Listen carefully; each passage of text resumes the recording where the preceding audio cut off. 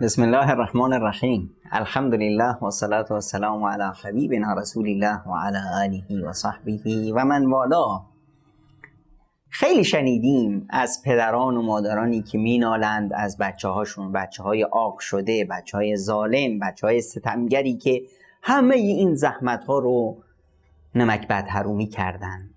اما من میخوام یه قصه‌ای براتون تعریف کنم، قصه‌ای که در ریاض به صلاح اتفاق افتاد و دادگستری ریاض همچنین وامونده بود که این چه حکایتی است.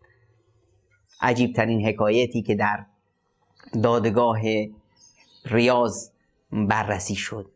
آقای حیزان فهیدی بود با برادر کوچیکش، دعواش داشتن. دعوا سر چی بود؟ سر مادر. حیزان پیرمرد و مادرشون که یک پیرزال سال خورده هست، همین کوچولو اینقدر جمع و جور شده بود، مچاله شده بود، زمانه اون رو مچاله کرده بود، همه وزنش 20 کیلو بود. روی این دعوا داشتن که حیزان فهیدی که یک پیرمرد بود و الان به اصطلاح وضع حال زندگیش هم چندان تعریفی نداشت، اصرار داشت که مادر منه، من باید خدمتش کنم، این آخر عمری نمیذارم که این بهشت، دروازه بهشت از من گرفته بشه.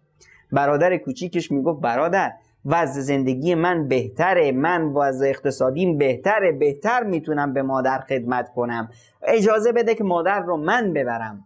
گفتن نه، این بهشت دروازهش مال منه. اون میگفت که نه خیر، من باید از راه مادرم برم بهشت. پیامبر خدا فرمودن که خود به سر اون کسی رغم انف امرئ ذلیل و خارب شد، اون انسانی که مادرش یا پدرش یا هر دوتا رو در زندگیش داشت و از راه اونو نرفت به بهشت.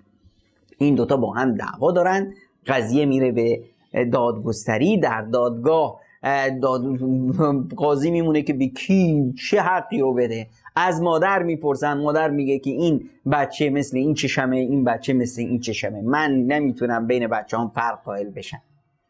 بعدش آقای دادگاه قاضی حکم میکنن به این که به اصطلاح این برادر کوچیکتر وضع اقتصادیش بهتره، میتونه به مادر برسه، به مادر رو تحویل ایشون میدن و برادر بزرگ زار گریه میکنه که این بهشت من از دستم رفت. پیامبر خدا صلی الله علیه وسلم در روایت اومده که فرمودن که بهشت زیر پای مادران هست.